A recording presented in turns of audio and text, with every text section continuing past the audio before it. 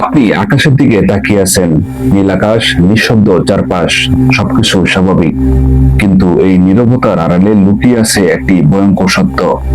ঠিক এই মুহূর্তে আপনার মাথার অনেক উপরে উড়ে যাচ্ছে একটি যুদ্ধ বিমান, কিন্তু আপনি সেটাকে দেখতে পাচ্ছেন না। না কোনো শব্দ, না কোনো ছায়া, না কোনো সংকেত, শুধু নিঃশব্দে এগিয়ে আসছে ধ্বংস। এই অদৃশ্য আতঙ্কের নাম B2 স্পিরিট। এমন একটি বিমান যা শত্রুর আকাশসীমায় ঢুকে পড়ে সম্পূর্ণ অদৃশ্য হয়ে লক্ষ্য নির্ধারণ করে আঘাত হানে, আর তারপর কোনো চিহ্ন না রেখে মিলিয়ে যায় অন্ধকারে। বাবুন, আপনি জানতেও পারবেন না কখন কোথা থেকে আঘাত আসবে। আজকের ভিডিওতে আমরা উন্মোচন করব এই বিমানের লুকানো প্রযুক্তি, এর ভয়ঙ্কর ধ্বংস ক্ষমতা এবং সেই রহস্য যার কারণে এটি পৃথিবীর সবচেয়ে দামি ও গোপন যুদ্ধ বিমান। আপনি প্রস্তুত তো এই অদৃশ্য শক্তির গল্প জানার জন্য? স্বাগতম মাকড়সায়, যেখানে আমরা শুই অন্ধকার ইতিহাস, উন্মোচন করি লুকানো সত্য। যদি রহস্য ভালোবাসেন তাহলে সাবস্ক্রাইব করুন এখনই, কারণ সত্য লুকিয়ে থাকে মাকড়সার জালের গভীরে। এই রহস্যময় প্রায় অদৃশ্য যুদ্ধ বিমানটি তৈরি করেছে নর্থরপ গ্রুম্যান এবং এটি পরিচালনা করে ইউনাইটেড স্টেট এয়ার ফোর্স।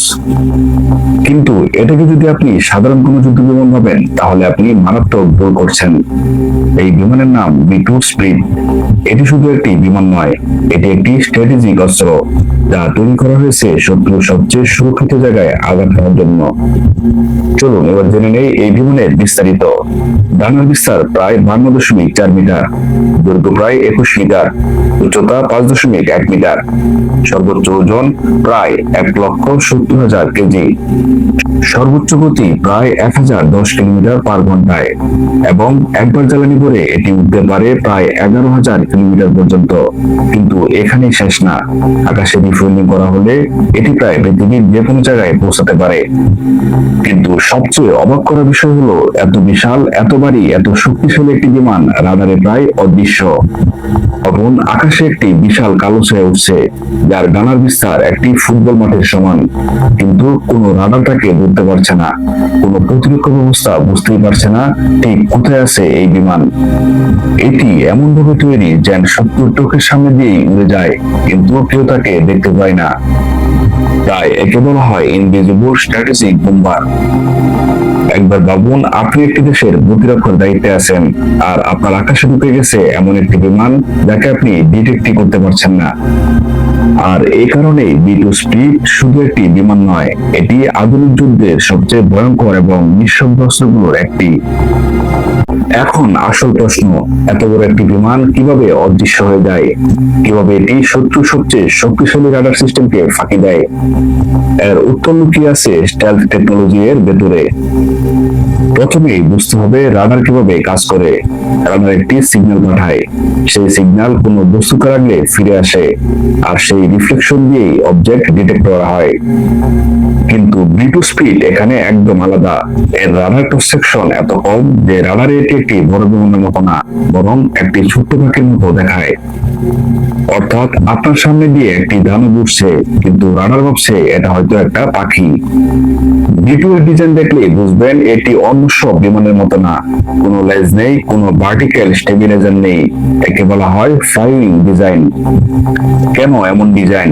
কারণ রাডার ওয়েভ যখন বিমানে লাগে তখন তা সরাসরি ফিরে না গিয়ে চারদিকে ছড়িয়ে পড়ে, ফলে রাডার বুঝতেই পারে না আসলে কোথায় আছে এই বিমান। শুধু শেপ দিয়ে কাজ শেষ না, এই বিমানের পুরো শরীরে জুড়ে আছে বিশেষ এক ধরনের উপাদান যাকে বলা হয় রাডার অ্যাবজর্বেন্ট ম্যাটেরিয়াল। এই কোটিং কি করে? এটি রাডার সিগন্যাল শোষণ করে ফেলে, অর্থাৎ সিগন্যাল ফিরে যাওয়ার আগে সেটি হারিয়ে যায়।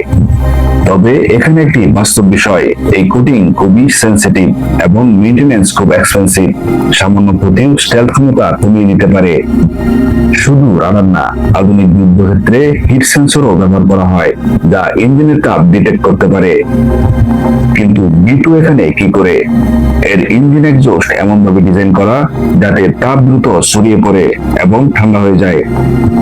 ফলে হিট সেকিং মিসাইলের জন্য এটি ডিটেক্ট করা অনেক কঠিন হয়ে যায়। শুধু লুকানোই না, বিটু প্রয়োজনে শত্রু রাডারকে কনফিউজ করতে পারে। এর advance electronic system radar signal jam করতে পারে, অর্থাৎ শত্রু এটাকে খুঁজেই পায় না, বরং ভুল সিগন্যাল পায়। সবকিছু মিলিয়ে বিটু স্প্লিট হয়ে যায় এক অদৃশ্য শিকারী, এক নীরব মৃত্যু। আপনি আকাশে তাকিয়ে থাকবেন, কিছুই দেখবেন না, কিন্তু ঠিক তখনই আপনার উপরে উঠছে এমন একটি শক্তি যা ডিটেক্ট করা প্রায় অসম্ভব। এটাই স্টেলথ টেকনোলজি, যেখানে শক্তি নয়, অদৃশ্য হওয়াটাই সবচেয়ে বড় অস্ত্র।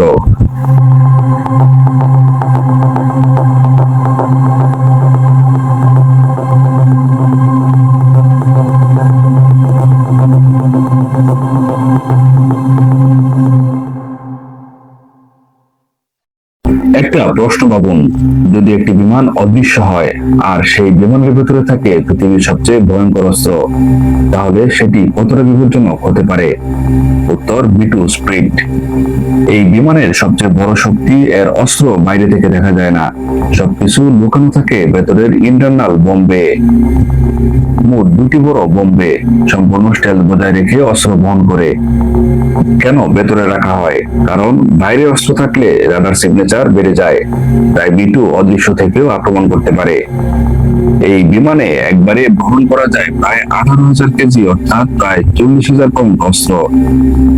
ভাবুন, একটি মাত্র বিমান একসাথে একটি পুরো শহরের সমান ধ্বংস বহন করছে। বিটু এর সবচেয়ে ভয়ঙ্কর দিক, এটি বহন করতে পারে পারমাণবিক বোমা। প্রধান দুটি অস্ত্র, B61 nuclear bomb, B83 nuclear bomb. B83 হলো যুক্তরাষ্ট্রের সবচেয়ে শক্তিশালী নিউক্লিয়ার গ্রেভিটি বোমগুলোর একটি মাত্র বিস্ফোরণ কয়েক কিলোমিটার এলাকা সম্পূর্ণ ধ্বংস করতে পারে। এবং সবচেয়ে গুরুত্বপূর্ণ বিষয়, বিটু হলো নিউক্লিয়ার ট্রায়েডের একটা অংশ, মানে যুক্তরাষ্ট্র চাইলে আকাশ, সমুদ্র এবং স্থল তিন দিক থেকে নিউক্লিয়ার স্ট্রাইক করতে পারে। শুধু শক্তি না, বিটু এর আরেকটি বড় ক্ষমতা হলো নির্ভুলতা। এটি ব্যবহার করে JDAM, যা joint direct attack munition. JDAM কি? এটি একটি জিপিএস গাইডেড স্মার্ট বোম।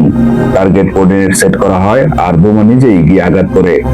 ক্রুসি এত বেশি, কয়েক মিটার বুলের মধ্যেই টার্গেট হিট, অর্থাৎ একটি নির্দিষ্ট বিল্ডিং, একটি বাংকার বা একটি মিলিটারি টার্গেট একবারে পিন পয়েন্ট স্ট্রাইক। বিটু একই মিশনে নিউক্লিয়ার স্ট্রাইক করতে পারে, কনভেনশনাল বোমিং করতে পারে, মাল্টিপল টার্গেট একসাথে আঘাত করতে পারে, এবং সবকিছুই শত্রুর অজান্তে। রাতের অন্ধকার, শহর ঘুমিয়ে আছে, হঠাৎ আকাশে কোনো শব্দ নেই, কিন্তু ঠিক সেই সময় উপর দিয়ে উড়ে যাচ্ছে একটি অদৃশ্য বিমান। তারপর কয়েক সেকেন্ডের মধ্যে নির্ভুল আঘাত, ধ্বংস এবং বিশৃঙ্খলা। আর তারপর আবার নীরবতা। কেউ জানতে পারলো না কোথা থেকে এলো এই আঘাত। এটাই বিটু স্প্লিট। শুধু একটি বিমান নয়, এটি আধুনিক যুদ্ধের সবচেয়ে নিখুঁত এবং নীরব ধ্বংসযন্ত্র। অনেকে মনে করেন বিটু স্প্লিট শুধুমাত্র প্রযুক্তিগত প্রদর্শনের জন্য তৈরি, কিন্তু বাস্তবে এই বিমানটি একাধিক যুদ্ধে ব্যবহার করা হয়েছে এবং প্রতিবারই এর কার্যকারিতা প্রমাণ করেছে। 1999 সালে নেটো বাহিনী সার্বিয়ার বিরুদ্ধে এয়ার ক্যাম্পেইন শুরু করে। এই সময় প্রথমবারের মতো বিটু কমব্যাট মিশনে ব্যবহার করা হয়।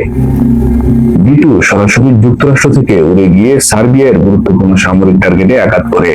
প্রিসিশন গাইডেড বোম ব্যবহার করে হাই ভ্যালু টার্গেট ডিস্ট্রয় করা হয়। পরিসংখ্যান অনুযায়ী মোট মিশনের প্রায় 1% বিটু সম্পন্ন করে, কিন্তু মোট ক্ষতির প্রায় 30%-এরও বেশি ঘটায়।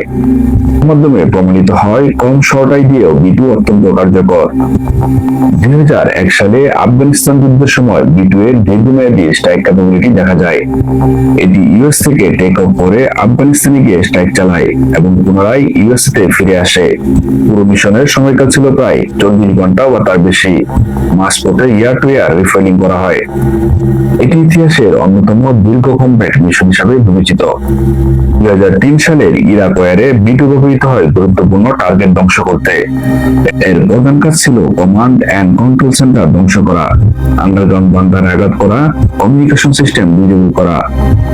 V2 ব্যবহার করে জিপিএস গাইডেড বোম, যার মাধ্যমে নির্দিষ্ট টার্গেট খুব কম এরর মার্জিনে আঘাত করা সম্ভব। ফলে শহরের মধ্যে থেকেও নির্দিষ্ট স্থাপনায় নির্ভুলভাবে ধ্বংস করা যায়। এই তিনটি যুদ্ধ বিশ্লেষণ করলে একটি বিষয় পরিষ্কার হয়, V2 এর সবচেয়ে বড় শক্তি হলো এটি গ্লোবাল স্ট্রাইক ক্যাপাবিলিটি। এটি দীর্ঘ দূরত্ব অতিক্রম করতে পারে, মিডিয়ার ফোল্ডিং নিতে পারে, শত্রু আকাশ সীমায় স্টেলথ অবস্থায় প্রবেশ করতে পারে এবং নির্ভুলভাবে টার্গেট আঘাত করতে পারে। অর্থাৎ V2 এমন একটি প্ল্যাটফর্ম যা পৃথিবীর যে কোনো স্থানে পূর্ব সতর্কতা ছাড়াই স্ট্রাইক পরিচালনা করতে সক্ষম।